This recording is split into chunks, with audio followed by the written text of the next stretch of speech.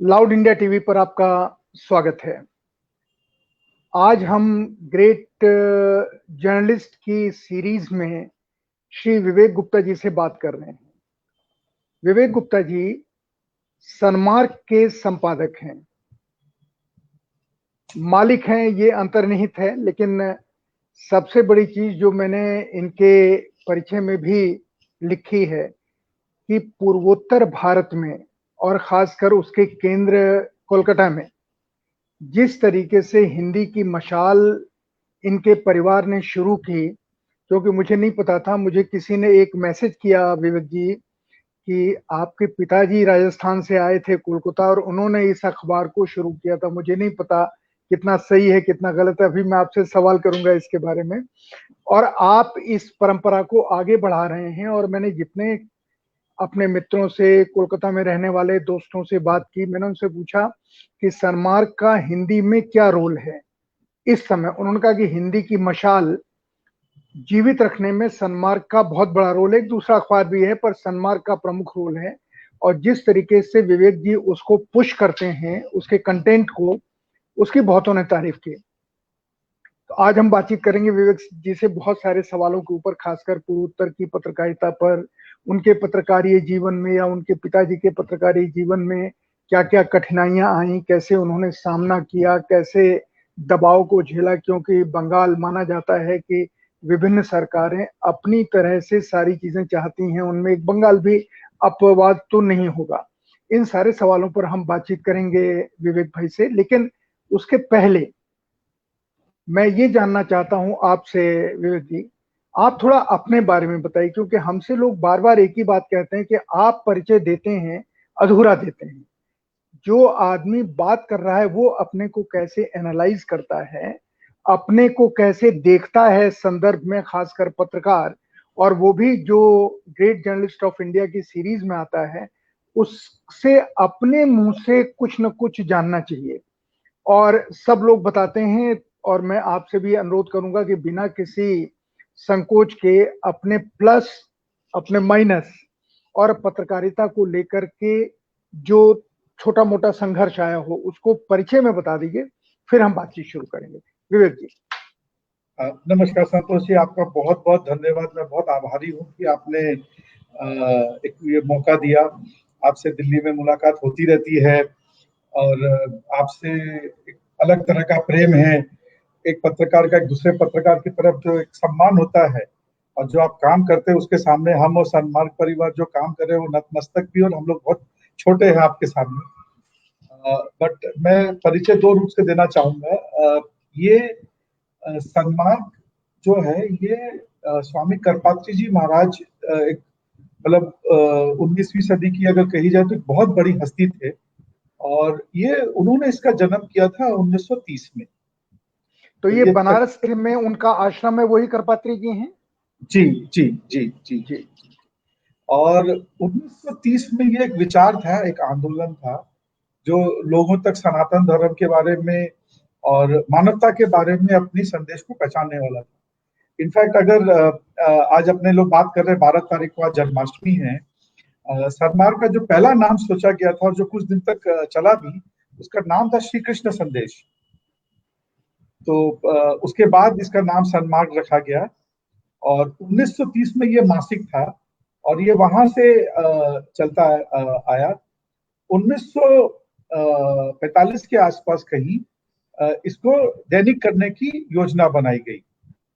हमारे दादाजी 1942 से सनमार्क से जुड़े हुए थे और जब 1945 में जब इसको दैनिक बनाया गया बनारस में, तो दादाजी ने ही उसको किया। दादाजी की ही योजना थी, दादाजी की ही परिकल्पना थी, जिसके कारण ये बनारस में दैनिक हुआ। इसके बाद दिल्ली, कानपुर और कई शहरों में किया गया और 1948 में इसको कलकत्ता में दैनिक के रूप में दादाजी ने ही लॉन्च किया। और चूंकि 1948 के आसपास दादाजी भी कलकत्ता स्थानांतरित हो गए थे, तो फिर वही उसका पूरा संचार वो सब देखते थे। वहां से ये सफर चलता आया और कहीं मालिकाना भी हम लोगों के पास में आ गया, क्योंकि पुराने मालिक शायद नहीं चलाने में इंटरेस्टेड थे। बट एक 1948 से लेकर आज 2020 में हमको कभी भी ऐसा नहीं लगा कि हम मालिक। हम लोग हमेशा सेवक हैं, हम लोग कस्टोडियन या गार्जियन जो है वो है, क्योंकि सन्मार्ग हमेशा से समाज का रहा है। हमारे करीब करीब 15 लाख पाठक कलकत्ता में है, और अगर आज झारखंड, उड़ीसा, बिहार और अंडमान को मिला दिया जाए तो करीब करीब 25 लाख पाठक हैं। इन सब अरे का है वाह, सर। तो बधाई बधाई। सन्मार्ग हमारा नहीं है। सन्मार्ग आप, मैं थोड़ा सा संशोधन करना चाहता हूँ। मैं मालिक वालिक नहीं हूँ, मैं भी सेवक हूँ। मुझे भी एक जिम्मेदारी दी गई है। इस कुर्सी पे बैठ के मैं कोई हुक्म नहीं चलाता हूँ, मगर मैं अपने रीडर्स तक, हमारे पाठकों तक वो पत्रकारिता पहुंचाता हूँ जो शायद अब बहुत धीरे धीरे कम होती जा रही है, लुप्त होती जा रही है। जहां तक कि मेरा सवाल है, मैं जब स्कूल में था तब मैं सन्मार्ग के दफ्तर आया करता था स्कूल से अपने ट्यूशन पढ़ने के लिए, क्योंकि हमारे ट्यूशन टीचर यहीं पे थे। जो लोग कलकत्ता से हैं और कलकत्ता से सुन रहे होंगे, हमारा स्कूल सर्कस में था, और हमारा ऑफिस जो है ये सेंट्रल एवेन्यू बोला जाता था, जो आज चितरंजन एवेन्यू बोला जाता है कलकत्ता में, नॉर्थ कलकत्ता में, या सेंट्रल कलकत्ता में बोला जाता था। उस समय यही सड़क थी, इसी को राजपथ बोला जाता था, और सब कुछ पूरा जीवन इसी के आसपास था। मेट्रो भी पहले, इंडिया की फर्स्ट मेट्रो भी यही बनी थी, तो मैं यहाँ जी आता था। बिल्कुल बिल्कुल। तो संतोष, थोड़ा सा समय लेना, बट अखबार का जो नहीं नहीं, अरे वातावरण, आप ही का समय है। अखबार का जो वातावरण होता है संतोष जी, ये बड़ा चुंबकीय होता है। ये एक मैग्नेट की तरह होता है। और संतोष जी, आप मुझसे बेहतर जानते हैं कि हम लोग जो अखबार में काम करते हैं, ये हम लोग पैशन के लिए काम करते हैं, प्रॉफिट के लिए नहीं काम करते। जो इस मतलब एक मिशन के लिए काम करते हैं हम लोग पत्रकारिता को अपने अंदर आत्मसात करके काम करते हैं। हम लोग इसलिए जी नहीं काम करते कि मुझे इससे 2 पैसे कमाने हैं, या मैं इससे कोई बंगलो बना लूंगा, या मैं इससे कोई वो कर लूंगा। तो वो जो माहौल था, वो जो हमारे सामने बड़े बड़े जो हमारे संपादक थे, जो उनमें बहस होती थी एक एक हेडलाइन के ऊपर में, जो एक एक जी समाचार को फ्रंट पेज पे जाना, उसके लिए जो लड़ाई होती थी, वो कहीं ना जी। कहीं हमारे हंसते चढ़ गया। और उस दिन से जो है आज तक, और कोई काम नहीं सूझता। वो जो नशा चढ़ा था आज से करीब करीब 28 साल पहले, वो नशा आज भी उसी तरह बरकरार है, वो जुनून आज भी उसी तरह बरकरार है। आज भी हमारे एडिटोरियल मीटिंग होती हैं, और लड़ाई आज भी वैसी होती है कि हेडिंग ऐसी लगाओ कि आदमी पढ़ के, मतलब एक कहावत है कि हेडिंग ऐसी लगाओ कि मजबूत देख के हमें पूरे शहर का नजारा समझ में आ जाए। यही था संतोष जी, बस इतना ही कहना चाहूंगा। मैं विवेक जी के बारे में आपको एक चीज बता दूं, हम लोगों ने इनके परिचय में नहीं लिखा है, लेकिन मैंने अपने फेसबुक परिचय में ये जरूर लिखा है कि मैंने इनको पहले पत्रकार कहा, फिर मैंने इनको संपादक कहा, और फिर मैंने इनको राज्यसभा का सांसद कहा। तो आपने विवेक जी के मुंह से जो उनके बारे में बातचीत देखी, अभी सुनी, आपको अंदाजा हो गया होगा कि, और मैंने उसमें लिखा कि इनका व्यक्तित्व राज्यसभा के सांसद होने के कारण नहीं इनका व्यक्तित्व बना। लोग इन्हें एक पत्रकार के नाते जानते हैं, और जो बात बता रहे हैं, बहुत सारे अखबारों के दफ्तर से अब ये आदेश तो आता है, ये चीज ऐसे करना है, पर अब बहस नहीं होती। ये पुराने लोगों की परंपरा है, जो पुरानी पत्रकारिता थी, जिस पत्रकारिता के बारे में भी हम बात करेंगे। मैं अब आपसे ये जानना चाह रहा हूं कि मैं आप ही के जीवन को लेता हूं, मैं आपके पिताजी और दादाजी के जीवन को इसमें नहीं शामिल करता हूं।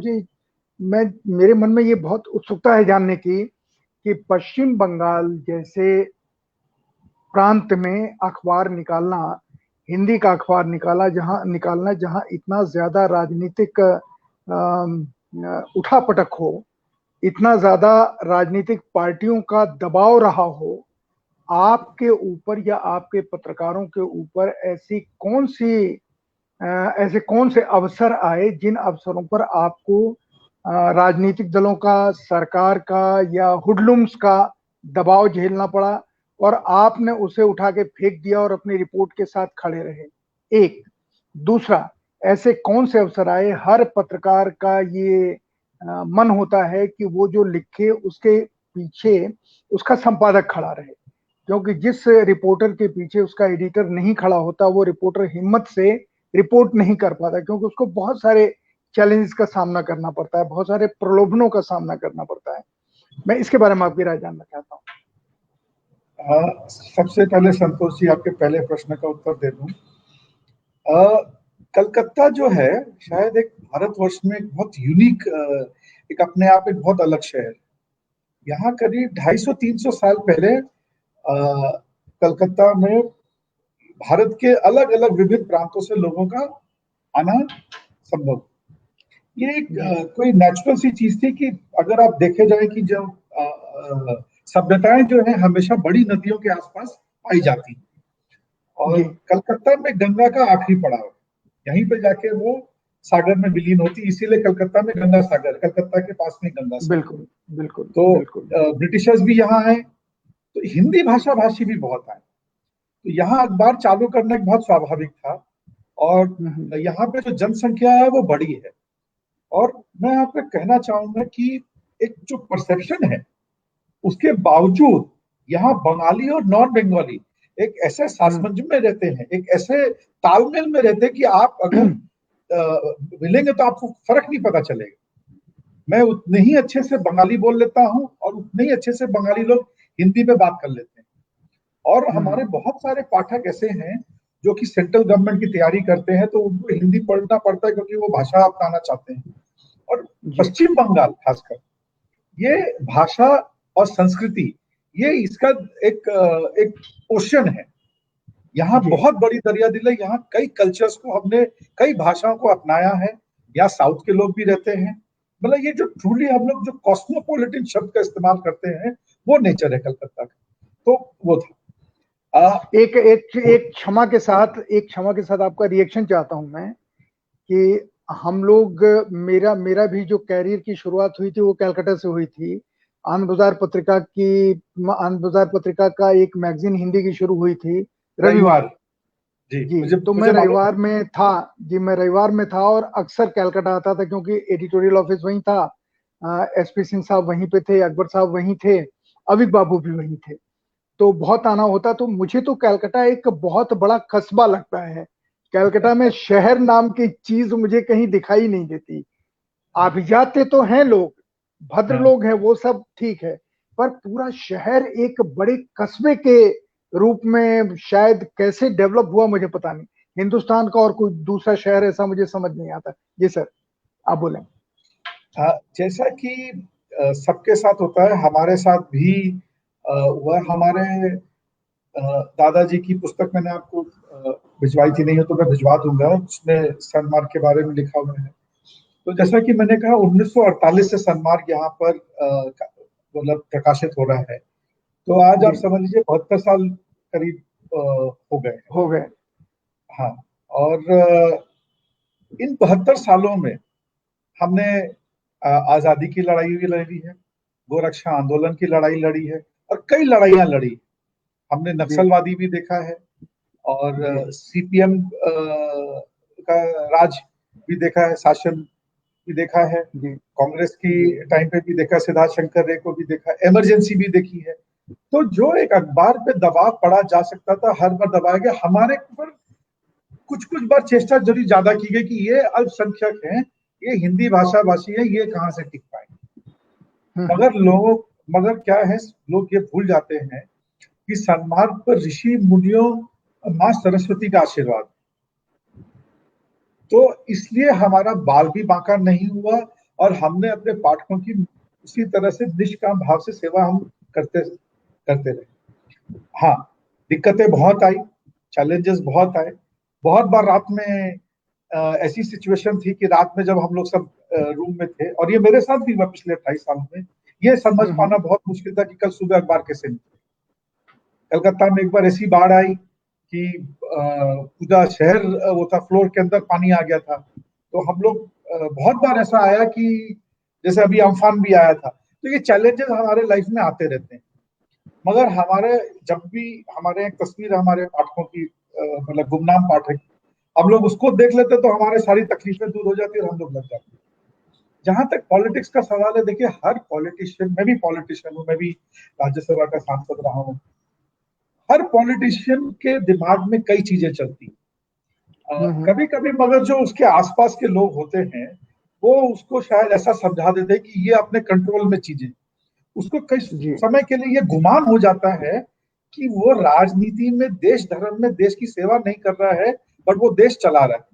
ये देश 130 करोड़ की जनता चलाती है। मुझे नहीं लगता है कि एक राजनेता जो है इस देश को चला सकता है। तो उसी घमंड में कभी कभी कई राजनेता हमारे पर भी ये प्रयोग कर बैठे हैं कि भाई सलमान को मैं बंद करवा दूंगा, मैं उसका विज्ञापन बंद कर दूंगा, या मैं उसका ये कम कर दूंगा। तो उन्होंने चेष्टा की है हमेशा, बट पाठकों का प्रेम था, विज्ञापनदाताओं का प्रेम था, अखबार चलता रहा। जहां तक आपने कहा कि रिपोर्टर के पीछे संपादक का खड़ा होना, तो हमारे यहाँ ये स्वामी करपात्री जी के समय से कुछ नियमों का है। मैं उसमें से एक नियम बता रहा हूं तो आपको थोड़ा सा क्लियरिटी आ जाएगी। जिस दिन मेरे मूल्यों पे सन्मार्ग न चला सको, जिस दिन मेरे मूल्यों पे सन्मार्ग न चला सको, सन्मार्ग बंद करके अगले दिन नवीन मूल्यों के साथ नए सन्मार्ग का सृजन करना, मगर सन्मार्ग के नाम से नहीं। तो ये हमारे यहाँ बड़ी क्लियरिटी है कि जो जो काम कर रहा है उसके काम में दूसरा आदमी हस्तक्षेप नहीं करेगा। हमारे यहाँ जो न्यूज एडिटर साहब, अगर कोई पॉलिसी मैटर होता तो वो हमारे पास लेकर आते हैं, अगर नहीं आता तो वो नहीं लेके आते। उनको गाइडलाइंस दी हुई है कि एक उंगली अगर हम किसी की तरफ लगा रहे हैं तो ये याद रखना 3 उंगली जो है वापस अपने तरफ आ रही। तो व्हाट, व्हाई, व्हेन, वेयर, ये सारे सवालों से जब निश्चिंत हो जाओ तभी किसी का नाम लेकर छापो। इसीलिए सन्मार्ग में हम जल्दी से किसी को नाम बदनाम नहीं करते हैं, बट अगर करते हैं तो हमारे पर आज तक हमारा ऊपर वाले की कृपा है, आज तक ट्रैक रिकॉर्ड रहा है कि कितने भी डेफेमेशन केस हुए, एक में भी सन्मार्ग को वो नहीं करनी पड़ी और हमने सब में अपने आप को सक्सेसफुली डिफेंड किया। बाकी पत्रकार को तो क्या है, देखिए वो फुट सोल्जर है हमारा, वही सारी लड़ाई लड़ रहा है मैदान पे, उसको अगर हम बैकिंग नहीं देंगे तो काम कभी नहीं कर पाएगा। तो बट पहले संपादक को बैकिंग देनी पड़ती है, जो न्यूज एडिटर को जिसको हम बोलते हैं, या जो समाचार संपादक होता है या रेसिडेंट एडिटर होता है, हम पहले उसको देते हैं। जब वो शांत रहता है, जब उसको निश्चिंत रहता है कि हाँ मुझे विवेक, क्योंकि उसको कई बार फोन करते हैं कि अरे मैं तो विवेक बाबू को जानता हूं, मैं उनसे बोल के काम करवा लूंगा, तो उसके पास ये कॉन्फिडेंस है, बोलता है हाँ चले जाओ, जाओ आप चेष्टा कर लो। और जब वो आदमी बैरंग लौटता है उसके पास में वापस कि यार ये तो उल्टा पड़ गया, आप ही देख लीजिए, तब हमारा संपादक निश्चिंत होता है और तब वो अपने रिपोर्टर को भी निश्चिंत करता है। मैं विवेक जी एक अनुभव बताता हूँ, आपने अनजाने में उसका खुद ही उत्तर अभी दे दिया, पर अनुभव बताता हूँ कि मैंने 2 संपादकों के साथ काम किया, हम सब लोगों ने बड़ी बड़ी स्टोरी ब्रेक की, मुख्यमंत्री हमारे रिपोर्ट पे गए, मंत्री गए मेरी खुद की रिपोर्ट के ऊपर, लेकिन मैं क्यों कर पाता था ये, डाकुओं के भीतर हम घुस जाते थे चंबल के बेड़ों में रिपोर्ट करने के लिए। ये हम कब कर पाए, जब हमको पता था कि अगर कोई भी हमको परेशानी होगी तो या तो एसपी सिंह या एमजे अकबर या पूरा आन बाजार हमारी पीठ पे खड़ा होगा, हमारी उंगली नहीं छोड़ेगा। ये विश्वास हमें मौत से लड़ा देता था और हम मौत से कई बार लड़े। आपने अनजाने में उसका उत्तर दे दिया कि अगर संपादक नहीं खड़ा होगा, क्योंकि हमारे संपादक हमसे क्या कहते थे, मेरा ख्याल आप भी कहते होंगे, वो ये कहते थे कि तुम्हारी स्टोरी का कॉन्ट्राडिक्शन आना इसका मतलब है तुम्हारी हार है, लेकिन अगर आता है तो तुमको इमीडिएट फॉलोअप स्टोरी करनी चाहिए ताकि वो उसका जवाब न दे सके। और ये रविवार और संडे ने लगातार किया, उनकी कोई भी रिपोर्ट गड़बड़ नहीं हुई, वो तभी हम कर पाए जो आपने उत्तर दिया। मैं वही जानना चाह रहा था कि बंगाल जैसी प्रदेश में आपके संपादकत्व में आपके रिपोर्टर को ये विश्वास है कि नहीं कि विवेक जी हम किसी भी मुसीबत में होंगे वहां हमारे दाएं या बाएं खड़े दिखाई देंगे, हमको गिरने नहीं देंगे, क्योंकि वही संपादक की ताकत रिपोर्टर का असली गुरूर है, गर्व है उसका। आपने उसका उत्तर दिया, कोई दो राय नहीं, करना ही पड़ेगा। ये जो आपने कहा, और आपकी अपनी बातचीत में एक चीज और मैंने कलकत्ता में देखी जिसकी झलक आपकी बात से मिली मुझे। कलकत्ता में बसें चलती हैं, मैंने देखा कि देश के हर शहर में बसें चलती हैं, लेकिन ऑब्जर्व मैंने किया कि अगर कलकत्ता में हम कोई भी आदमी, मेरी आंख का देखा हुआ है कि भरी बसें चलती हैं, लोग दरवाजों पे लटके रहते हैं, लेकिन कोई भी आदमी अगर किसी तरीके से पैर किसी के पैर के ऊपर रख के खड़ा होने के लिए भी संभावना जगह तलाश लें तो 100 हाथ निकल आएंगे जितने भी दरवाजे के पास खड़े हैं उसको नीचे न गिरने देने के लिए, जबकि दूसरे शहर में ऐसा नहीं होता। दूसरे शहर में अगर दरवाजा भरा हुआ है और किसी का पैर पड़ गया तो कोई कोहनी मार देगा कि कम वक्त वहीं नीचे गिर जाए ताकि अंदर न घुसे। ये कलकत्ता की एक खासियत है जो मुझे आपकी बातचीत में, जब आप अपने लोगों के लिए बोल रहे थे तो मुझे वही खासियत नजर आई कि एक कैप्टन का ऐसा ही स्वभाव होना चाहिए। विवेक जी, अब मुझे ये बताइए कि जो एक महत्वपूर्ण प्रश्न है, अखबार ने ऐसे कौन कौन सी सोशल स्टोरीज की जिसका खासकर कोलकाता के हिंदी समाज के ऊपर या वहां के संपूर्ण समाज के ऊपर असर पड़ा हो? सामाजिक रिपोर्ट हो सकती है, पॉलिटिकल रिपोर्ट हो सकती है, क्या कोई याद है आपको? दो रिपोर्ट खाली चर्चा करना चाहूंगा।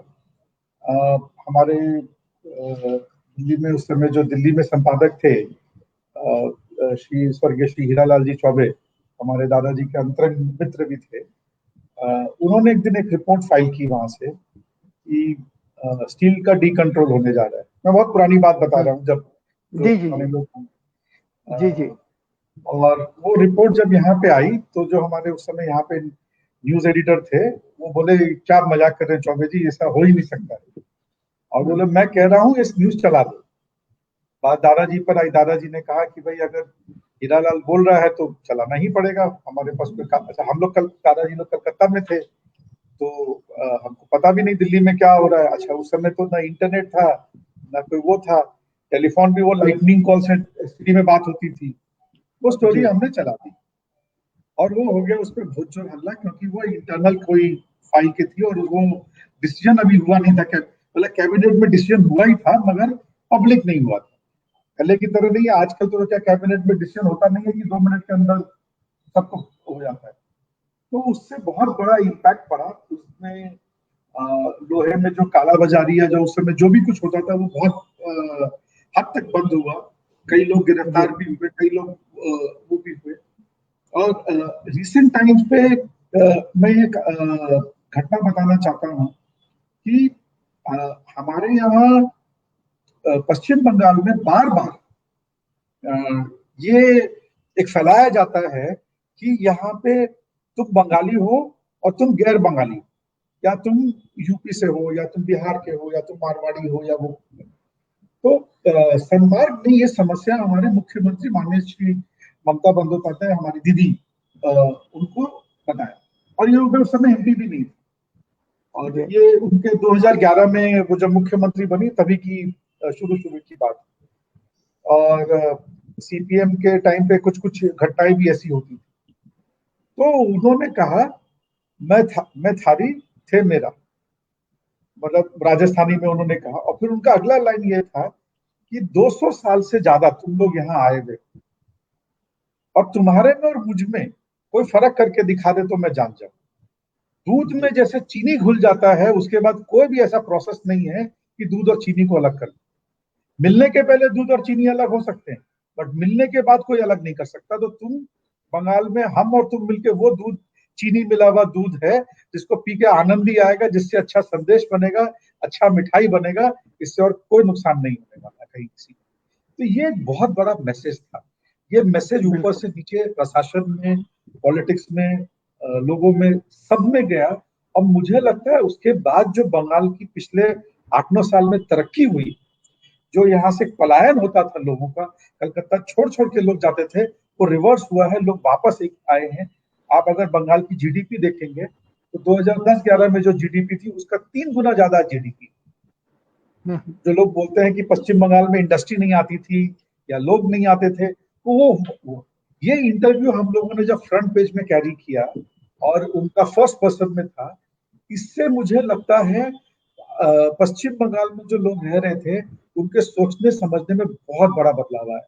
जैसा कि मैंने पहले भी कहा है, बंगाली आदमी का कल्चर और सभ्यता और भाषा से लगाव रहता है और वो एक उदार दिल का होता है, वो प्रेम करता है, वो जल्दी से नफरत नहीं करता है।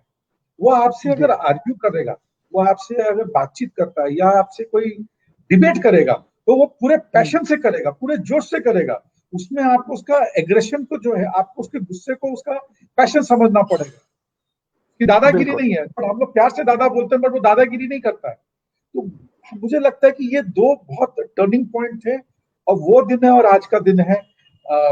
यहाँ किसी भी नेता को इस तरह की सफाई दोबारा नहीं देनी पड़ी। संतोष जी, मैं आपसे अब आपके साथ या आपके समय में कोलकाता का जो पत्रकार जगत है, उसमें खासकर मैं हिंदी में ही पूछता हूँ क्योंकि अंग्रेजी में तो बहुत नाम मिल जाएंगे। मैं हिंदी पत्रकारों में उन लोगों के नाम जानना चाहता हूं जिनको आप पढ़ना पसंद करते हैं।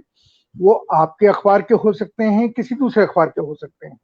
कुछ नाम आपको याद हैं जो जिनके आप प्रशंसक रहे हों? संतोष जी, अब आप मुझे जो है मुश्किल में डालने वाले हैं। यहाँ जिसका नाम लूंगा वो तो बदनाम नहीं होंगे, मैं बदनाम हो जाऊंगा। जिनका नाम नहीं लूंगा उनके कारण। अभी थोड़ी देर पहले आपने एक नाम लिया, मैंने आपने शायद ध्यान नहीं दिया, मैं भी नतमस्तक हो गया था। एसपी सिंह जी जो है, वो सन्मार्ग में उन्होंने अपना करियर शुरू किया था। आज तक में जी जी। शनिवार फिर आज तक।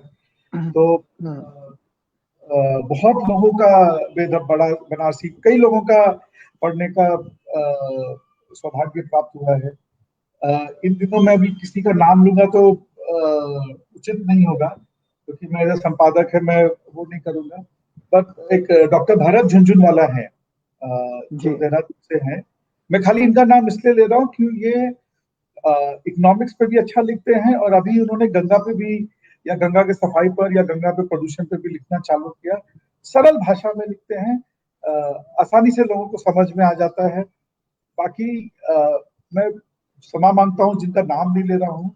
जो भी हमारे यहाँ लिखे या दूसरे अखबार में लिखे हैं, मैंने देखा है बहुत मन से लिखते हैं, बहुत दिल से लिखते हैं, बहुत गहराई से लिखते हैं, बहुत सोच विचार करके लिखते हैं। और उसमें उनका वो अपने एक आर्टिकल में, या एक समाचार में, या एक लेख में, वो अपनी पूरी जी। जीवन की उस समय का जो वृतांत है वो उतार देते हैं। तो उस मेहनत को जितना सलाम किया जाए, जितना प्रणाम किया जाए कम है। और अगर मैं किसी एक को नाम लूं और बाकियों का नाम न लूं, तो उस मेहनत के साथ कहीं ना कहीं मैं उसका अनादर कर दूंगा। इसलिए संतोष जी, नाम लेना उचित नहीं नहीं, है कोई मेरे बात नहीं। मैंने उस अर्थ में नहीं पूछा था। मेरा तो सिर्फ ये पूछना था क्योंकि देखिए ना, जो अच्छे लिखने वाले अच्छे पत्रकार होते हैं, अगर उनको रिकॉग्निशन मिले, और खासकर संपादक स्तर के व्यक्ति से, वो छोटा रिपोर्टर भी हो सकता है, छोटा एडिट पेज लिखने वाला भी हो सकता है, बड़ा भी हो सकता है, पर उसको उससे बहुत उत्साह मिलता है, स्फूर्ति मिलती है। इसलिए मैंने ये पूछा उसके मैं एक पीछे। दो नाम ऐसे ही बता देता हूँ। जी। आजकल तो उन्होंने बंद कर दिया। प्रीतिश नंदी जी लिखते थे, अच्छा लिखते थे। हम्म। हम्म। कुलदीप नैयर साहब लिखते थे, अच्छा लिखते थे। अभी उन्होंने भी बंद कर दिया आजकल, जहां तक मेरी जानकारी है। अब तो कुलदीप साहब हमारे बीच में नहीं है। नहीं रहे, हाँ। जी। तो सॉरी, प्रीतिश नंदी जी तो अभी भी जिंदा हैं। अब तो वो सिनेमा विनेमा में ज्यादा उनका शायद रुचि रह गई है। बिल्कुल। इसी तरह के भाई, किसी जमाने में तो हमारे पूर्व प्रधानमंत्री अटल बिहारी जी भी लिखते थे, संपादक मतलब सम्मान में रेगुलर उनका लिंक आता था।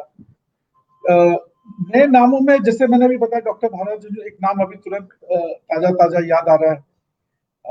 ये अश्विनी महाजन जी हैं, हमारे अ, और अभी ऐसे तब तुरंत आप नाम पूछेंगे, आशुतोष जी अच्छा लिखते हैं। जब भी पढ़ने को मिलता, अच्छा मजा आता है पढ़ने के लिए। मैं हिंदी के लिखे, जो लोग हिंदी में वो है, अभी तो यही नाम याद आ रहे हैं संतोष जी, तब तुरंत ऐसे नहीं, कोई बात नहीं, कोई बात नहीं। अब सिर्फ एक जिसके ऊपर आपकी टिप्पणी में और चाहूंगा, थोड़ी साफ टिप्पणी चाहूंगा कि कलकत्ता की पत्रकारिता में आपने पिछले 15 सालों में, 20 सालों में क्या बदलाव देखे, या देश की पत्रकारिता में, कलकत्ता छोड़ दीजिए, माफ कीजिएगा, देश की पत्रकारिता में आपने किस तरह के बदलाव देखे? वो बदलाव आपके मन को संतुष्टि देते हैं या नहीं देते हैं? एकदम संतुष्टि नहीं देते हैं। और ये सवाल का उत्तर देने के बाद मैं बहुत बुरी कदर ट्रोलिंग होने वाला है मेरा भी आज। बट संतोष जी, बहुत नाउम्मीदी होती है। एक तो सबसे पहले आजकल के जो पत्रकार आ रहे हैं, उनमें जोश और जज्बा नहीं है। उनमें तुरंत रातों रात पैसा और नाम कमाने का जज्बा। मतलब कहीं ना कहीं वो ये भूल गए हैं कि कर्म करना हमारा काम है, फल की चिंता करना हमारा काम नहीं है। अगर वो ये नहीं है। सोचते हैं कि मैं एक आर्टिकल लिख दूं, मैं फेमस हो जाऊं, और मैं जनरल बता रहा हूँ, सब अपवाद भी होते हैं नहीं, इसमें, बिल्कुल जरूरी बिल्कुल नहीं बिल्कुल बिल्कुल बिल्कुल बिल्कुल बिल्कुल। कि मैं एक आर्टिकल लिख दूं, एक राजनेता के करीब आ जाऊं और वो राजनेता मेरा करियर बना देगा, वो मेरा टीवी चैनल खुलवा देगा, या वो मेरा अखबार निकलवा देगा, या मेरे को कहीं ना कहीं गई गैस की एजेंसी दे देगा मेरे भाई को, या कहीं ना कहीं कुछ।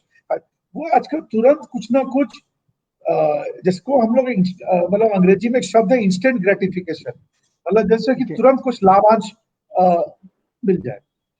जी दूसरा, फेक न्यूज जो है, इसका एक बहुत बड़ी जिम्मेदारी हम लोगों की, क्योंकि जी अब जो ये जो ट्विटर, मैं ट्विटर की बुराई नहीं कर रहा हूं, मगर ये जो एक होड़ लग गई है पत्रकारों में भी कि मुझे तुरंत कोई टिप्पणी देनी है, उसमें हम लोग पत्रकारिता का सबसे पहला लेसन भूल गए हैं, वो है रिसर्च। हम कोई भी टिप्पणी करें, कोई भी बात कहें, पत्रकार कहता है लाखों सुनते हैं, जी लाखों कहते हैं मगर पत्रकार नहीं सुनता, पत्रकार अपना जांच पड़ताल करता है फिर कहता है। तो बिल्कुल। ये जो एक साइकिल था, ये साइकिल डिस्टर्ब हो गया। मैं इस टॉपिक पे तो घंटों हम और आप संतोष जी चर्चा करते आए, आज भी कर सकते हैं। दो दो लाइन और जरूर कहूंगा कि पहले संपादक तय करता था कि पाठक क्या पढ़ेगा, बट अब जी ऐसी बाजारवाद की एक स्थिति आ गई है कि अब पाठक तय करता है कि संपादक क्या लिखेगा। हम्म और हम पहले समाज का आईना हुआ करते थे, हम समाज को सच दिखाया करते थे। अब कर्ण प्रिय सच, जो कानों को प्रिय सच है, हम वही दिखा पाते। हम वो जो कटु सत्य है वो हर समय नहीं दिखा सकते, क्योंकि हमारा रीडर उस सत्य को न समझना चाहता है, न उससे जूझना चाहता है। वो कहीं ना कहीं ऑलरेडी इतना परेशान है कि बोलता है भाई हमको ऐसी लगता। और जो पत्रकार भी हैं, वो भी पहले जैसे संतोष जी आप लोग के टाइम में आपने कुछ कुछ नाम लिए अपनी आपके सामने, आज अरुण शौरी जी थे या अरुण शौरी जी हैं, तो तो धमाका होता था, तहलका मचता था, या जो आ, हम लोग ब्रेकिंग स्टोरी करते थे, उसमें महीनों का रिसर्च होता था, खोजबीन होती थी, बिल्कुल बिल्कुल होता था, वो बिल्कुल। सब होता था। तो आपको ये चिंता नहीं थी कि आपको शाम को 6 बजे एक स्टोरी फाइल करनी। मगर अभी तो ये है कि मुझे हर 5 मिनट पे कुछ ना कुछ ट्विटर में डाल देना है, हमको हर आधी घंटा में या 1 घंटा में ट्विटर में कुछ ट्वीट डाल देना है, चाहे मेरे पास सब्सटेंस हो चाहे नहीं हो। आज मैं आज सुबह की एक छोटी सी घटना बता रहा हूँ। जी कमला हैरिस, उनको जो बिडेन, जो कि डेमोक्रेटिक पार्टी के नॉमिनी हैं अमेरिकी राष्ट्रपति चुनाव में, उसने जी कमला हैरिस को अपना नॉमिनी चुना है वाइस प्रेसिडेंट के लिए। जी मैं यहाँ पे, मैं नाम लेना यहाँ पे ठीक नहीं होगा, बट जब मैं ट्विटर पे और एनडीटीवी पे कई सारे ऐप्स पे देख रहा था, तो कई समाचार पत्र जो हैं ट्विटर में वही जल्दी में उनकी बहन है मीना हैरिस को, कोई उनकी बहन को माला हैरिस बता रहा है, कोई उनको मीरा बता रहा है, कोई मीना बता रहा है, कोई मीनू बता रहा है, कोई उनकी बेटी को बता रहा है कि उनकी बेटी है उसका नाम ये, जबकि कमला हैरिस जी की खुद की कोई पुत्री नहीं है। कोई उन मीरा हैरिस को उनकी माता का दर्जा दे रहा है।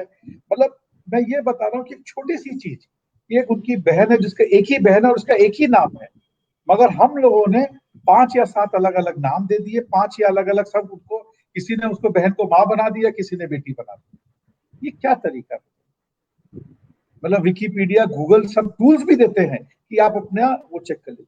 तो आपके पॉइंट पर आ रहा हूँ। और दूसरा इसी को जोड़ने में, पहले क्या है, आप लोग संतोष जी कागज कलम या पैड और कलम उठाए और गली गली में खोज खोज के न्यूज लाते थे। आजकल जो है, मुझे बोलना नहीं चाहिए, टेबल टॉप जर्नलिज्म हो गई। मुझे जो गूगल बाबा बता देंगे वही सही है, उसी पे मैं सारी जर्नलिज्म कर जाऊंगा। आपको संतोष जी अगर याद हो, इसी चक्कर में न्यूयॉर्क टाइम्स से बहुत बड़े जर्नलिस्ट को पकड़ा गया था, जो जो 2 साल तक अपने अखबार से झूठ बोलता रहा कि मैं अफगानिस्तान से वॉर रिपोर्टिंग कर रहा हूँ, जबकि वो सीएनएन और वो सब देख देख के वहीं से बैठ के अपने अमेरिका में अपने घर से बैठ के रिपोर्टिंग करता था। ये एक बहुत बड़ा खतरा हमारे सर पे मंडरा रहा है कि जो पत्रकार जो समाचार लेके आ रहा है, वो उसने अपने कंप्यूटर पे बनाई है कि बाजार में जाके आंखों देख के बनाई। संतोष। मैं एक आपकी टिप्पणी से थोड़ी सी असहमति जाहिर करते हुए सवाल पूछूंगा। आपने कहा कि पाठक तय करता है कि संपादक क्या दे। मेरा उसमें थोड़ा सा मतभेद है। मेरा ये मानना है कि अब देश में संपादक नाम की संस्था खत्म हो रही है और मार्केटिंग डिपार्टमेंट ने उसको ओवरटेक कर लिया है। बहुत कम जगहों पर संपादक बचे हैं, चाहे वो हिंदी के अखबार हों या अंग्रेजी के अखबार हों। मेरा सारे तात्पर्य वही हिंदी था। के एक, हाँ, तो ये एक जो मार्केट फोर्सेस ने, खासकर उनके मार्केटिंग डिपार्टमेंट ने जिस तरीके से डिपार्टमेंट ने कब्जा कर लिया है एडिटोरियल के ऊपर, वो इशारा करते हैं वैसी रिपोर्ट लिखी जाती है। एक तो इसके ऊपर टिप्पणी आपकी मुझे चाहिए। दूसरा, आपने खुद एक सवाल एक उठा दिया जिसके बारे में आगे आता। सोशल मीडिया जिस तरह की अफवाहें फैला रहा है, जिसमें जर्नलिस्टों का हिस्सा तो आपने बता दिया कि ट्विटर पे बिना कंफर्म किए कुछ भी आप टिप्पणी त्वरित दे देते हैं कि आपके टीवी चैनल और आपके अखबार से जल्दी लोग जान जाएं कि ये कितना महान ज्ञानवान है, इसने ट्विटर पे ये ज्ञान अपना दे दिया। तुलसीदास जी से ज्यादा वो अपने को ज्ञानवान बताता है, पराड़कर जी से ज्यादा वो अपने को ज्ञानवान बताता है। एनीवे, उसके ऊपर हम टिप्पणी नहीं करते। पर ये सोशल मीडिया जिस तरह की पत्रकारिता को जन्म दे रहा है, जो अफवाह पर झूठ पर, सच्चाई भी आती है उसमें लेकिन वो कहीं छिप जाती है। झूठ, अफवाह, आपने शब्द इस्तेमाल किया फेक न्यूज, और अभी तो बेंगलुरु का किस्सा आज आपके सामने है कि किस तरीके से आग लग गई। इन दो चीजों के ऊपर आपकी राय जानना चाह रहा जैसा कि मैंने पहले ही कहा था, बाजारवाद, मार्केटिंग डिपार्टमेंट वाली जो बात आपने कही बहुत सच थी। मेरा तात्पर्य वही था कि अब मार्केटिंग डिपार्टमेंट बोलता है भाई हमारे रीडर को, मान लीजिए उदाहरण के रूप में ले रहा हूँ, ग्लैमर ज्यादा चाहिए, तो साहब आप पॉलिटिकल न्यूज हटा दीजिए, या कहीं अगर पानी की समस्या है वो न्यूज हटा दीजिए, बट वहां पर आप ग्लैमर न्यूज दे दीजिए। या मतलब कुछ लोग मार्केटिंग में चाहे रिसर्च करके बोलते हो चाहे वैसे बोलते हो, बट आपने ठीक कहा है कि जो मार्केटिंग का हेड है वो अब सुपर संपादक हो गया। वो अब संपादक को बताने लग गया है कि भाई मुझे ये चाहिए, अगर नहीं होगा तो हमारी प्रचार संख्या बढ़ेगी नहीं, और अगर नहीं बढ़ेगी तो विज्ञापन नहीं आएगी। संतोष जी, यहाँ पे इसमें मैं मार्केटिंग डिपार्टमेंट वाले को दोष नहीं देता पूरी तरह से। इस दोष के लिए कहीं ना कहीं पूरा एक सिस्टम जिम्मेदार है। बिल्कुल बिल्कुल। ये क्या हुआ, हमारे यहाँ एक परंपरा हो गई है इंडिया में, जो सिर्फ इंडिया में है, मतलब 100-150 देशों में सिर्फ इंडिया एक ऐसा देश है जहां अखबार आज भी जो कवर प्राइस है अखबार का, वो उसके बनाने के खर्च से भी कम, उसमें कागज का कॉस्ट भी नहीं है कवर का। तो बिल्कुल अब मुझे मेरा सारा बोझ, मुझे मालूम है कि मुझे विज्ञापन दाताओं से पूरा करना है। अब जब मुझे विज्ञापन दाताओं से पूरा करना है तो मुझे विज्ञापन दाताओं की इच्छाओं का भी ध्यान रखना पड़ता है। अब विज्ञापन दाताओं की एक इच्छा सबसे बड़ी है कि आपका पाठक ज्यादा से ज्यादा हो, भले ही उस पाठक के पास में विज्ञापन दाता के सामान को खरीदने के पैसे हो चाहे नहीं हो, मगर उनको नंबर्स गिव, उसको हम लोग बोलते हैं नंबर्स गिव में चले गए। तो ये पूरे साइकिल ने सब कुछ डिस्टर्ब कर दिया, और जो अपवाद होते हैं वो फिर साइड रह जाते हैं। तो ये डेंजरस ट्रेंड है, कहाँ जाके रुकेगा मुझे नहीं पता, बट मुझे ये भी पूरा विश्वास है कि कहीं ना कहीं पाठक भी जो है, अब पहले वो खबरें खोजता था, अब वो नॉलेज खोज रहा है, ज्ञान खोज रहा है। अब वो इंफॉर्मेशन से उसकी देखिए पाठक भी बदल रहा है, पाठक के भी टेस्ट प्रेफरेंस जो जरूरत है वो बदल रहा है। पहले उसके लिए अखबार एक बहुत बड़ा मतलब इंफॉर्मेशन का सोर्स हुआ करता था, अब वो इंफॉर्मेशन से मूव करके नॉलेज पे जा रहा है। तो अब वो ये जानना चाहता है कि परमाणु बम कैसे बनते, अब उसको ये जानने में, क्योंकि अगर आप पहले अगर समाचार देते कि यहाँ फलाने जगह परमाणु बम का धमाका हुआ, वो तो पढ़ लेगा उसको, मगर उसके आगे इन डेप्थ में ये भी जानना कि परमाणु बम कैसे तैयार होते हैं, क्या उससे होता नहीं होता, मतलब अब कंटेंट में एक बहुत बड़ा बदलाव आ गया। अब मैं आपके दूसरे सवाल पर आता हूँ, सोशल मीडिया पे। यहाँ एक सनमार्ग ने कैंपेन चालू किया था आज से करीब 12-13 साल पहले, और जब चालू किया था उस समय शायद सिर्फ फेसबुक था, बाकी सब थे भी नहीं, 12 या 15 साल पहले। अब मुझे नहीं पता था कि वो कैंपेन आज इस रूप में आ जाएगा। उस कैंपेन का नाम था हर पाठक रिपोर्टर, कि हम लोग उल्टा ये चाह रहे थे कि आप अपने गली, देखिए हमारा रिपोर्टर सीमित है, वो गली गली मोहल्ले मोहल्ले तक नहीं पहुंच पाता है। नहीं मगर जाते। अगर आपको अपने गली मोहल्ले में कोई चीज अगर गलत नजर आ रही है या कोई चीज ऐसी लग रही है जो कि समाचार पत्र में छपनी चाहिए, तो आप खींच के भेज दीजिए या आप हमको फोन कर दीजिए, हमारा रिपोर्टर चला जाएगा। इस मूवमेंट ने कहीं ना कहीं पूरे विश्व में, मैंने ये नहीं कहता कि मैं उसके लिए जिम्मेदार हूं, मगर ये भावना जो है ये पूरे विश्व में कहीं आ गई। अब मैं खुद रिपोर्टर बन गया हूं अपने बारे में। और मेरी जो मैं अब ये जानना चाहता हूं कि संतोष जी ने फेसबुक पे क्या डाला। अगर संतोष जी आज ये डालते हैं कि साहब यहाँ महामारी फैली हुई है, तो उस पर मेरा इंटरेस्ट नहीं। बट अगर संतोष जी ने ये डाला है कि मैं आज इंडिया हैबिटेट सेंटर में कॉफी पीने गया था विवेक गुप्ता के साथ, तो मैं उसको तुरंत पढ़ूंगा, लाइक करने लगूंगा। मतलब अब जो समाचार हो गया है वो निजी जिंदगी में क्या हो रहा है उस पर आ गया। इसको हम लोग अंग्रेजी में फेनोमेनन बोलते हैं, एक्सपीरियंस बेस्ड जर्नलिज्म। और ये अब मैं ये जानना चाहता हूँ विश्व में क्या हो रहा है। ये मेरे लिए ठीक है, वो थोड़ी बहुत जानकारी चाहिए, पर मेरे लिए ज्यादा महत्वपूर्ण हो गई है कि मेरे जो 200, 400, 500 लोग जो मेरे एक सर्कल में है या जो मेरे जान पहचान में है, उनके जीवन में क्या हो रहा है, और ये मुझे तुरंत जानना है। अगर मैं खान मार्केट में कहीं पर मैं दिल्ली के इस सब जगहों का नाम ले रहा संतोष जी, क्योंकि आप आइडेंटिफाई कर जी लीजिए। जी। अगर मैं खान मार्केट में कॉफी पी के निकला हूं, तो और तुरंत मैंने वहां पे पोस्ट कर दिया या सेल्फी डाल दी है, उसको ज्यादा लाइक्स मिलेंगे, बजाय कि ये लिखूं अगर कि खान मार्केट में मैं संतोष जी से 1 घंटा तक पत्रकारिता पे चर्चा किया, उसको शायद लाइक्स नहीं मिलेंगे। बिल्कुल बिल्कुल। शायद मैं बोल रहा हूं, बट ये आज के का बहुत बड़ा सच है। और हम लोगों को भी इस सच को मान लेना पड़ेगा, इस सच के साथ साथ अपने आप को ढाल लेना पड़ेगा और इस सच के साथ अपने आप को तैयार करना पड़ेगा। क्योंकि देखिए ये जो काम आप और हम कर रहे हैं, ये पाठकों के लिए कर रहे हैं। अगर पाठक बदला है कहीं ना कहीं, तो हमें भी बदलना पड़ेगा। ये सोशल मीडिया है या एंटी सोशल मीडिया है, फेक न्यूज है, पेड न्यूज है, जो कुछ भी है, इस बदलते समय के साथ हमको बदलना पड़ेगा, क्योंकि पाठक अब मोबाइल पे सारा सब कुछ देख रहा है। मगर यही पाठक जो है शाम को टीवी भी देखता है, बट सुबह उसको अखबार भी चाहिए। हमने कुछ सर्वे किया था अभी 101 पाठकों को फोन पर कि भाई ये डिजिटल डिजिटल इतना हो रहा है, आप अखबार क्यों पढ़ते? बोले साहब अखबार ही एक ऐसा मीडियम है अभी तक जो पूरा रिसर्च करके बेचता है, जिसमें एक इंटेग्रिटी है, जिसमें एक विश्वसनीयता है। सोशल मीडिया हम चुटकी लेके मतलब एक हंसी मजाक में पढ़ लेते हैं, और टीवी में हमें खाली एक हेडलाइन मिल जाती है कि भाई ये घटना हुई। और टीवी में अगर आप एक टीवी का शो देख लेते हैं 5 मिनट के लिए, तो बाकी 200 न्यूज चैनल जो है आपको देखने की दरकार नहीं है। लगभग सेम हेडिंग और सेम वो हो रहा। तो अखबार में मगर हमको चूचू का मुरब्बा जो हम लोगों को कहते थे, बोला छोटे छोटे गांव शहरों की कई खबरें मिलती है जो इंटरनेट में भी नहीं मिलती। तो ये है बिल्कुल। सब कुछ ही। तो मुझे लगता अब है ये नए एक जी आयाम, ये जी नए जी आयाम कायम हो रहे हैं। और ये जो नए आयाम कायम हो रहे हैं, इसमें हम लोगों की भागीदारी और भी बढ़ जाएगी, और हम लोगों की जिम्मेदारी जो है वो सबसे ज्यादा। अब आपने फिर देखिए, आप एक विषय से दूसरा विषय निकाल देते हैं। अब जिम्मेदारी की बात आप कह रहे हैं, मैं उसे रिपोर्टर की क्रेडिबिलिटी कहता हूं। एक जमाने में वो बड़ा रिपोर्टर होता था जिसकी अपनी क्रेडिबिलिटी होती थी, जिसकी रिपोर्ट को लोग इसलिए पढ़ते थे कि इसने लिखा है तो सच ही लिखा होगा, इसके अलावा ये गलत लिख ही नहीं सकता। और सालों साल मेहनत करते करके, जिसका आपने जिक्र किया, लोग अपना नाम बनाते थे, साख बनाते थे।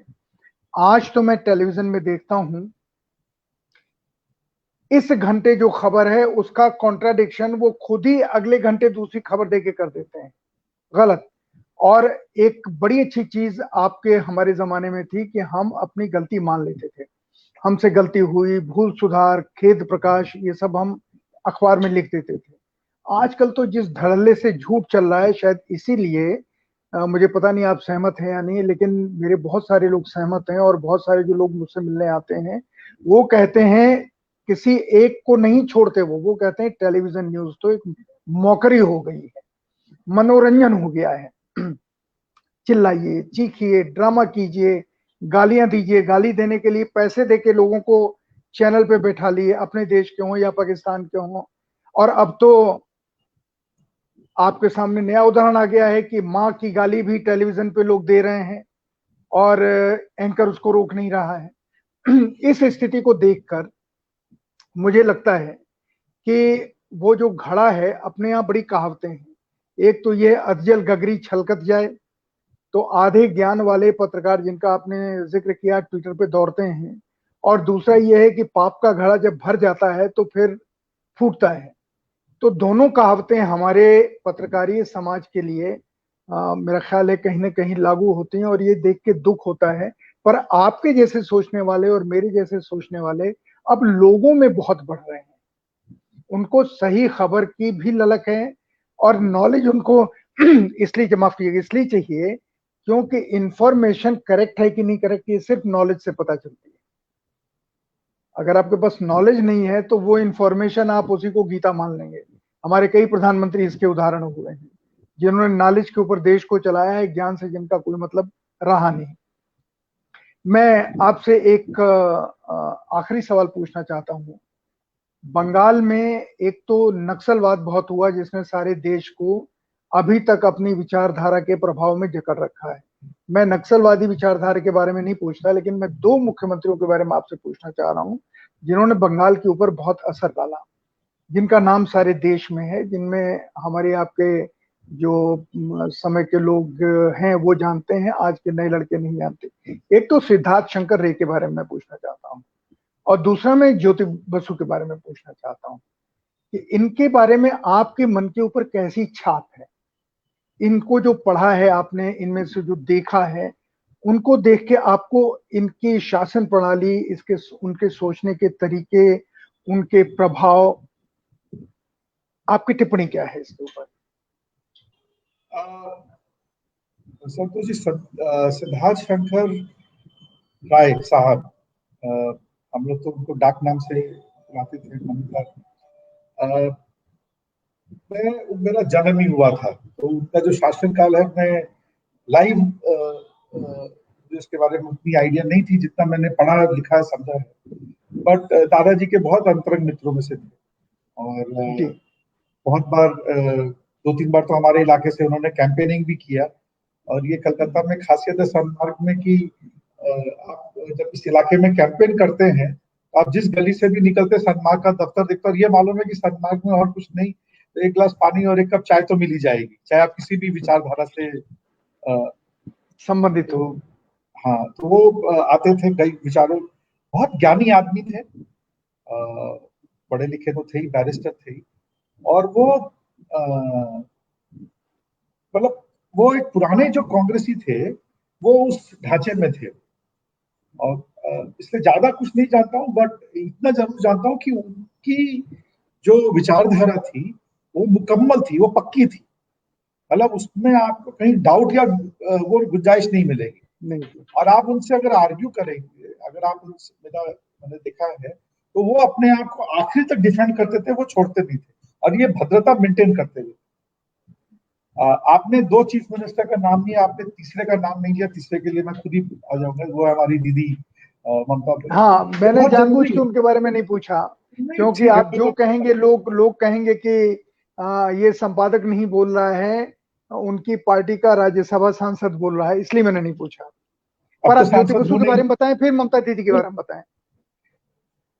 ज्योति बाबू एक लहर में आए थे, और उस लहर में जो उनको प्रेम मिला, मुझे नहीं लगता बंगाल के इतिहास में किसी भी चीफ मिनिस्टर को उस तरह का प्रेम मिला, उनको एक दिन। और ज्योति बाबू के ऊपर अटूट विश्वास था, और ज्योति बाबू वो हर चीज को संपूर्ण करते थे जो एक बंगाली अपने चीफ मिनिस्टर में चाहता था। और ज्योति बाबू में कुछ खासियत थी, 2 खासियत। एक, वो कोई भी फैसला जल्दबाजी में नहीं लेते थे, और वो चेष्टा करते थे कि सबसे बातचीत करके सबके राय जान ले कम से कम, और उसके बाद वो फैसला लेते थे। और यही उनकी सबसे बड़ी खासियत थी। एक बार मगर जो फैसला ले लिया, उस फैसले को तो फिर प्रभु भी हिला नहीं सकते।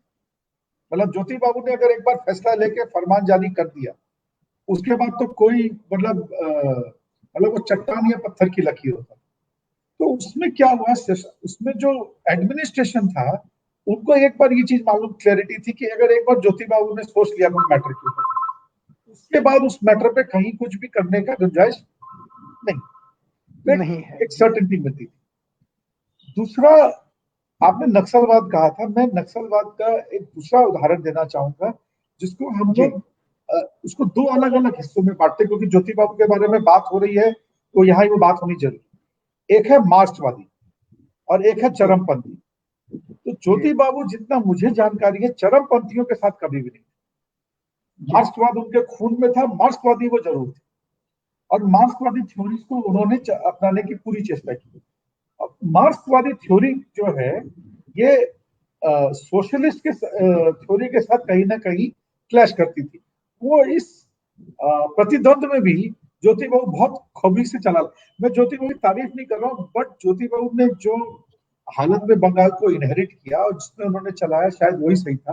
मगर ज्योति बाबू को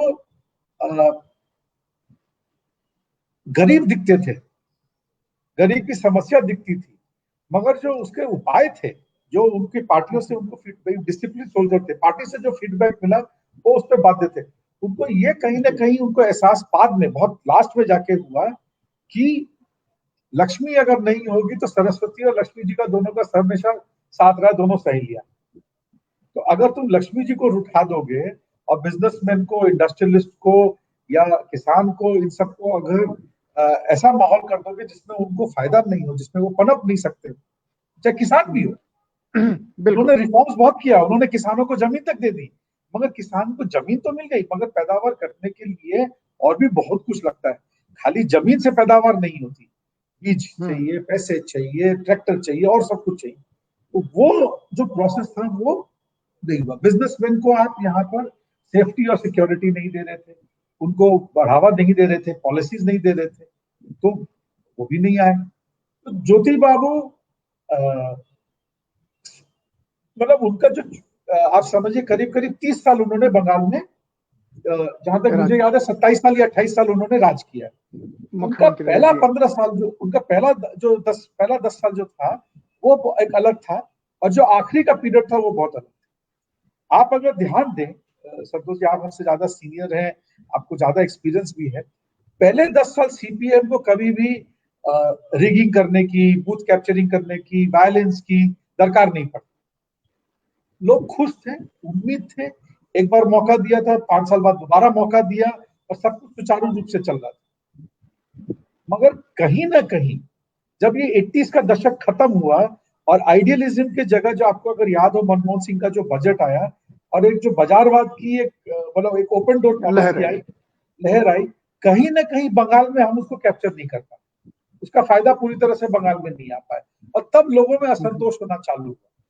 क्योंकि विवेक गुप्ता जो है वो साइकिल पे चल रहा था और संतोष भारती शायद मारुति 800 में पहुंच गए।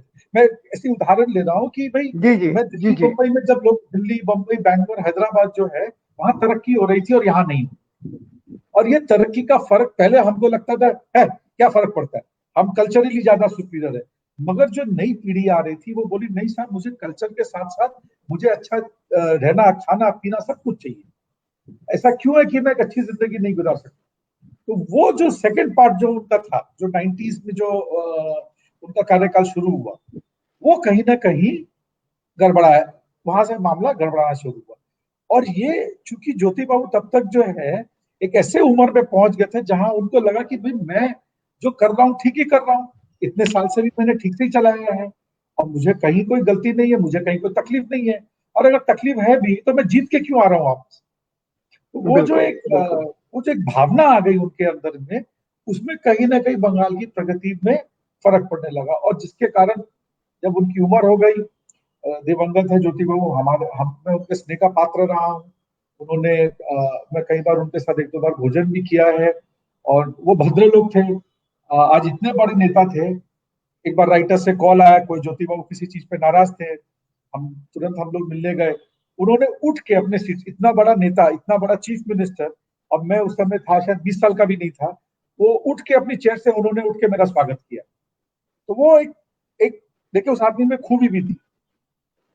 मैं दीदी का कार्यकाल आपको क्यों आपने नहीं भी पूछा फिर भी बताना नहीं, चाहता हूं। मैं पूछने जा रहा हूँ, लेकिन दीदी से पहले ज्योति बाबू की एक चीज के लिए तारीफ मुझे लगता है हम सबको करनी चाहिए कि बंगाल में भूमि सुधार को जितनी गंभीरता से ज्योति बाबू ने किया, जो कदम उठाए वहां पे भूमिहीनों के लिए, वो मेरा ख्याल है सारे देश में उदाहरण है। एक तो केरल में बहुत ज्यादा हुआ, और दूसरा बिहार में कुछ नहीं हुआ, लेकिन बंगाल में बहुत हुआ ज्योति बाबू की वजह से। वही मैंने कहा तो ना कि अब उन्होंने जमीन दे दी।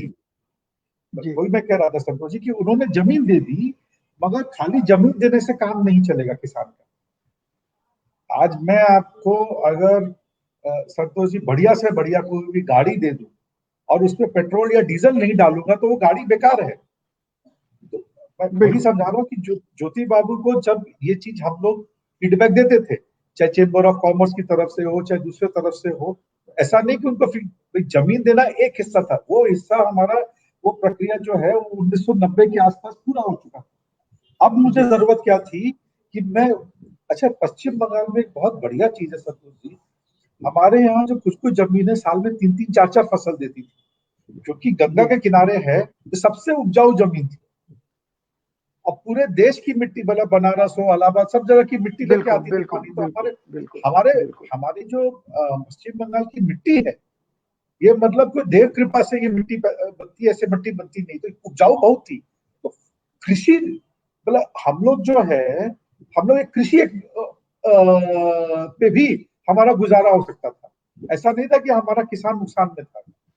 तो ज्योति बाबू की, मैं देखिए दिवंगत आत्मा के लिए वो नहीं, उनकी जो लास्ट के जो 10-15 साल है, उसने उनके शुरू के 10-15 साल के कार्यकाल को पूरा इरेज कर दिया या पूरा मिटा दिया। और उसमें जो सिचुएशन हो गई थी, उसमें जो सिचुएशन हो गई थी, बुद्धदेव बाबू को उनको चीफ मिनिस्टर बनाना पड़ा। बुद्धदेव बाबू एक इलेक्शन किए, जीते भी, और वो इलेक्शन उनका, बुद्धदेव बाबू का आखिरी इलेक्शन था।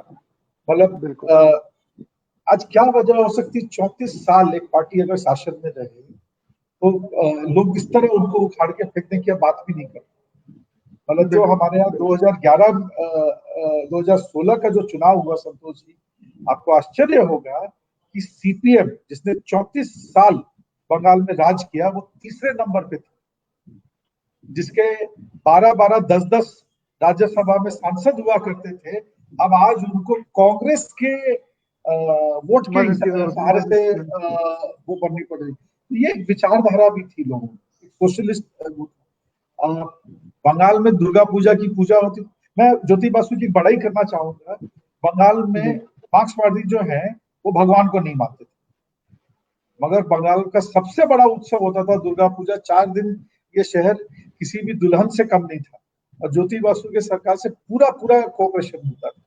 तो वो लोगों में जो लोग चाहते थे वो जरूर करने देते थे, मगर लोगों की जो रिक्वायरमेंट्स थी, वो कहीं ना कहीं मामला थोड़ा गड़बड़ा गया।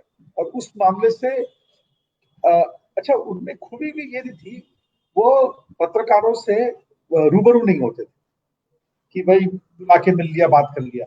मगर अगर उनको लगता था कि कोई पत्रकार या कोई समाचार पत्र बहुत खिलाफ भी लिख रहा है उनके, तो वो ऐसा नहीं था कि उसको कोई प्रताड़ित करते थे या वो करते थे, वो उसको बुला के बैठा के कप चाय में सब समझा देते थे, और वो आदमी उनका कायल होकर निकल जाता। तो पर्सनली ज्योति बासु पर अटैक नहीं होता था, पश्चिम बंगाल सरकार पर अटैक होता था या मार्क्सवादी पार्टी पर अटैक होता था। ये मैं बताना चाहता ये फर्क है, बहुत बड़ा फर्क है, सही आपने कहा। अब आ जाइए दीदी के ऊपर। जी। दीदी ने बहुत संघर्ष किया, और कोई तो राय नहीं, पूरा देश जानता है।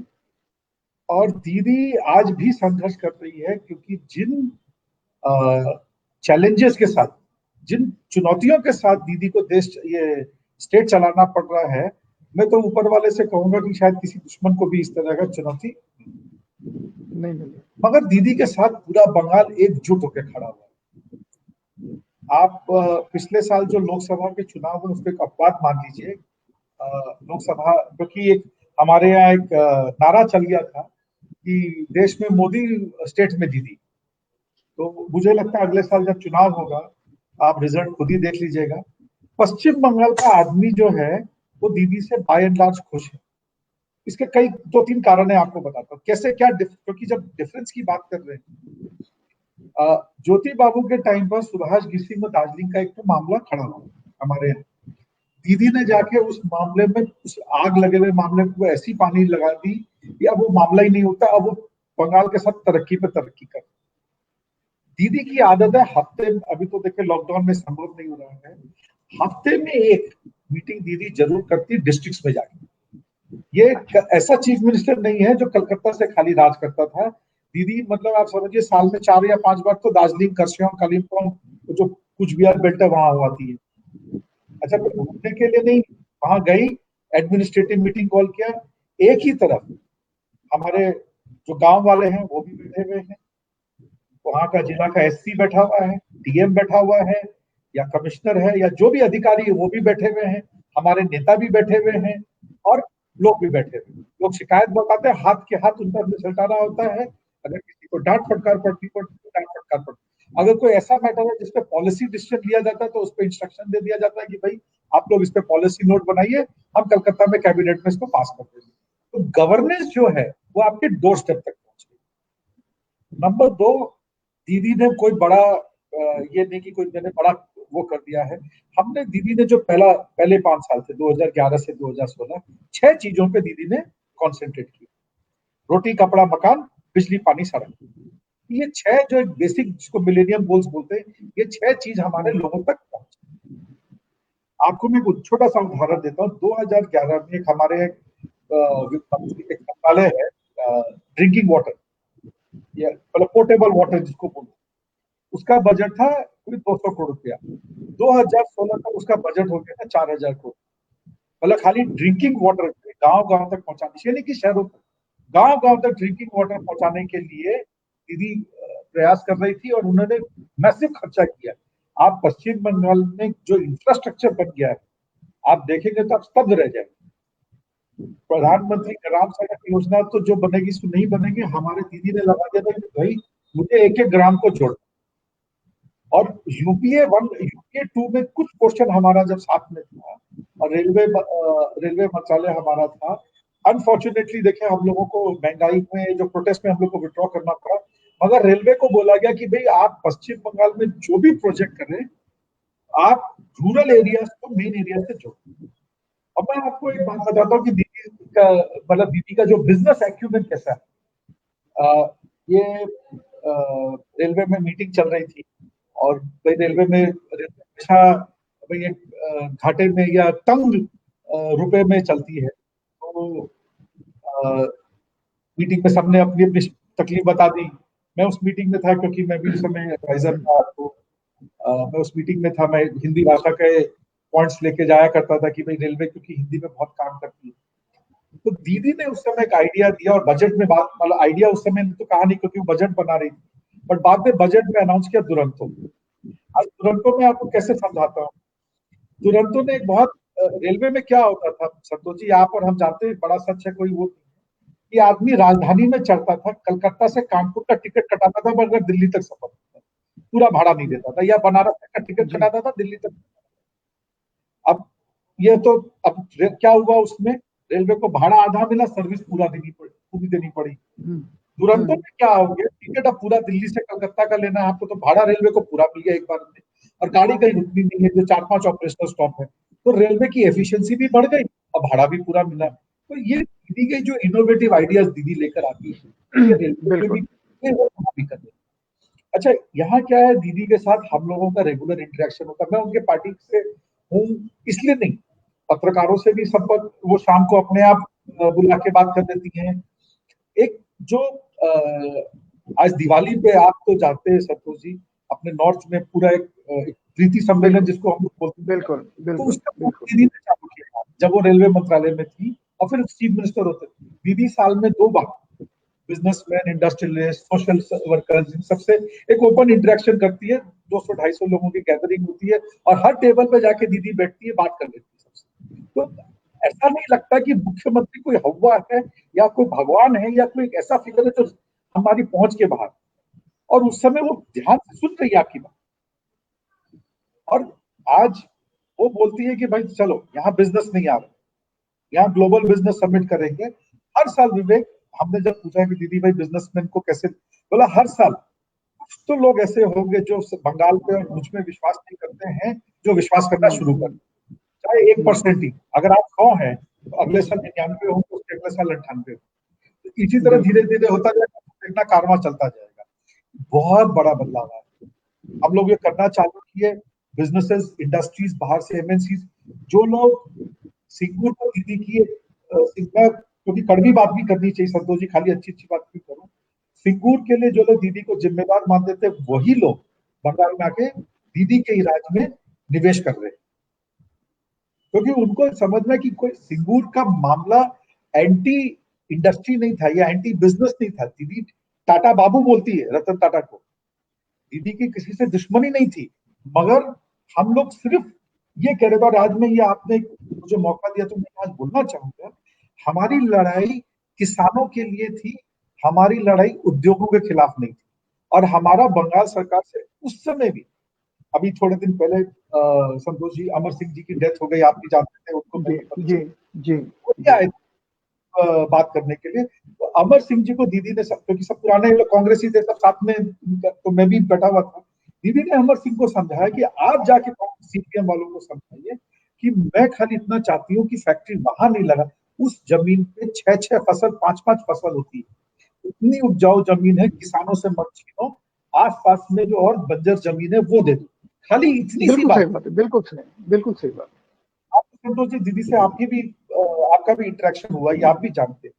तो ये जो बदलाव आया है बंगाल में, मतलब आप जब कलकत्ता में आएंगे, और दीदी ने कहा हम लोगों को कि खाली कलकत्ता क्यों डेवलप करे, मेरा आसनसोल क्यों नहीं करे, मेरा हल्दिया क्यों नहीं करे, मेरा खड़गपुर क्यों नहीं करे, मेरी सिलीगुड़ी क्यों नहीं करे। तो बोला सब जगह में जाऊंगी, और सब अब देखिए बंगाल में डेवलपमेंट सब जगह होता है।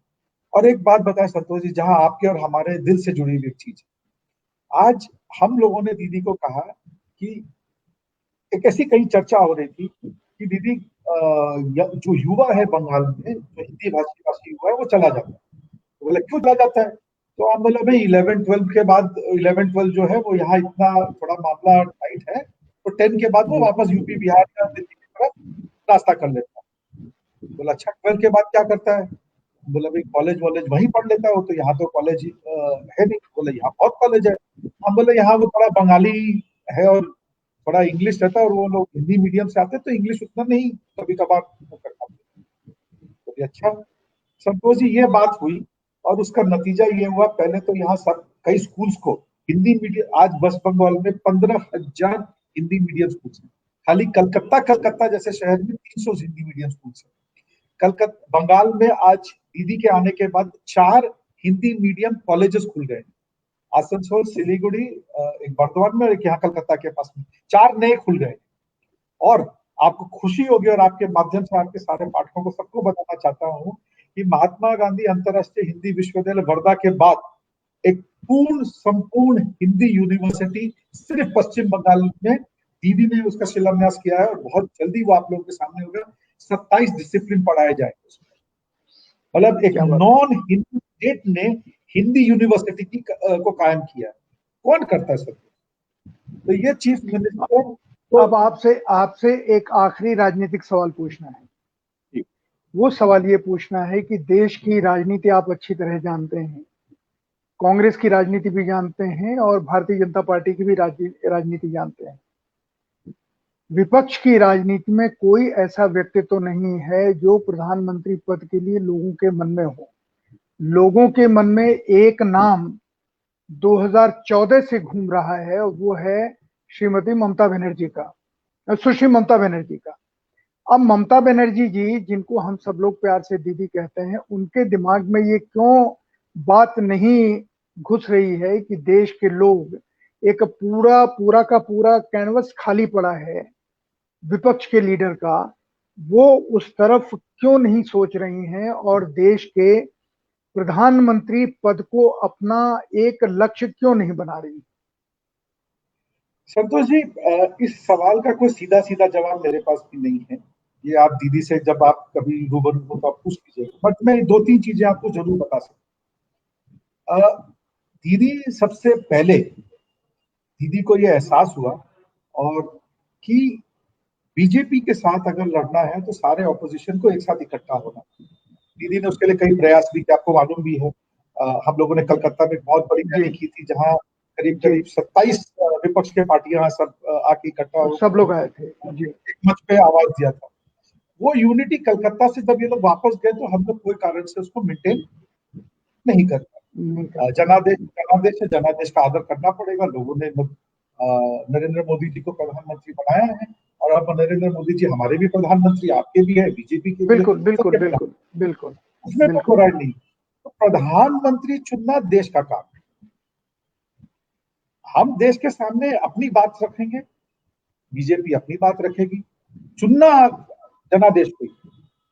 हाँ, ये है दीदी प्रयास का हमेशा करती आई है कि भाई विपक्ष जो है, खासकर ऐसा विपक्ष जो एक मन का हो, एक विचारधारा से जुड़ा हुआ, वो एक साथ क्यों नहीं आ सकता। आज मेरा तेलंगाना, आज दीदी का तेलंगाना से कोई लड़ाई नहीं। हमारा टीएमसी का कोई ब्रांच नहीं है तेलंगाना में, हमारा कोई यूनिट भी नहीं है ना, हमको तेलंगाना से चुनाव लड़ना।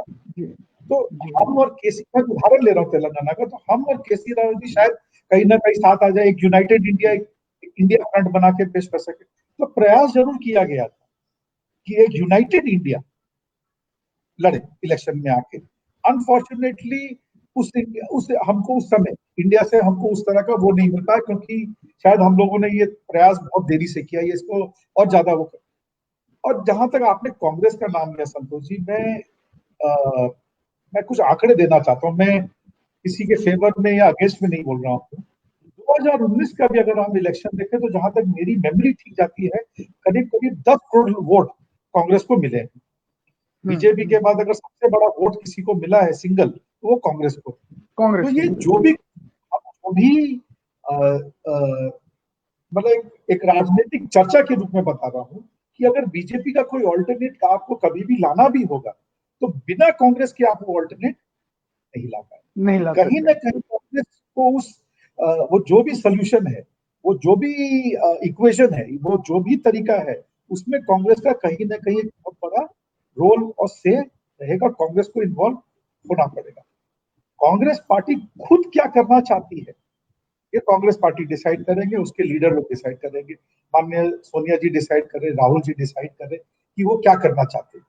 मगर कांग्रेस भी इस देश के हम लोगों को जब जर्नलिज्म सिखाया जाता था, तब एक लाइन थी संतोष जी, शायद आप भी वाकिफ हो, कि जिन इंडिया में जितने पिन कोड है, वहां पे एक न एक कांग्रेस का झंडा लेने वाला आदमी मिल जाएगा। कांग्रेस एक ऐसी पार्टी है जो पिन कोड में कवरेज है। तो कवरेज है, मगर अब उस कवरेज में कितना सिग्नल आ रहा है या कितना बातचीत हो रही है, ये तो वक्त ही बताएगा, जनादेशी बताएगा। तो आपका जो सवाल है संतोष जी, वो बहुत सिंपल आंसर नहीं है। प्रयास सब चाहते हैं, सब करना चाहते हैं, और लालसा जो है वो प्रधानमंत्री पद की नहीं। यहाँ बात प्रधानमंत्री पद की बात नहीं हो रही है, यहाँ एक जनादेश है। जो देश अगर चाहेगा, तो हम देश को ये बताना चाहते हैं कि हम अपनी तरह से एक और बेहतर सरकार दे सकते हैं। विवेक जी, आपसे बातचीत करके और आपने अपनी बातचीत में जिन सवालों के उत्तर दिए, उन उत्तरों ने कई सारे संकेत दे दिए। आज का प्रोग्राम खत्म करते हुए मैं इस नोट के ऊपर खत्म करूंगा कि पत्रकारिता को लेके इन्होंने जो चर्चा की, वो हम लोगों के बीच में आगे बातचीत इसके ऊपर जारी रहेगी, आपको बुला के भी लाएंगे। पर जो एक संकेत मैंने पकड़ा है अभी, जो अभी आपने कहा ना कि एक एंटीना वो पकड़ पाता है नहीं कि वहां सिग्नल कितने स्ट्रांग है। जैसे इंटरनेट पे भी आपसे बात कर रहे हैं, कई बार आवाज धीमी हुई, तस्वीरें कम आई, क्योंकि सब इंटरनेट की स्पीड पे डिपेंड करता है। पर एक चीज आपने जो कही, जो मैंने पकड़ ली, वो ये कि बंगाल के चुनाव के बाद, विधानसभा के चुनाव के बाद, शायद ममता बनर्जी जी के दिमाग में कहीं ये घूम रहा है, क्योंकि आपने भी उसको कहीं अपनी चर्चा में जो इशारा किया, मैं मानता हूं कहीं आपको ये संकेत मिला होगा उनसे बातचीत के बाद। इसके बाद हम देश के विपक्ष को एक करने की कोशिश में लगेंगे, और अगर ये ममता दीदी ने सोचा है तो इससे देश का बहुत लाभ होगा, क्योंकि सशक्त विपक्ष की भी आवश्यकता है। और ऐसे विपक्ष की आवश्यकता है जो देश के सामने ये साबित करे कि वो सत्ता पक्ष में जाने के लायक है। जो विपक्ष ये साबित नहीं कर पाता कि हम पावर लेने के लायक हैं, देश में बहुत सारे दल हैं जो फिर बाद में विपक्ष के लायक भी नहीं बचे। तो मैं आपको बहुत बहुत धन्यवाद देता हूं, आपने काफी खुल के बातचीत की और लोगों को भी आपने बहुत संकेत दिए। हम लोग इस प्रक्रिया को जारी रखेंगे। और आखिर में विवेक जी, आपको फिर से बहुत बहुत धन्यवाद। पत्रकारिता की उस जिजीविषा को, पत्रकारिता की उस आग को जिंदा बनाए रखने के लिए आपको बहुत बहुत बहुत धन्यवाद, बहुत बहुत धन्यवाद। बहुत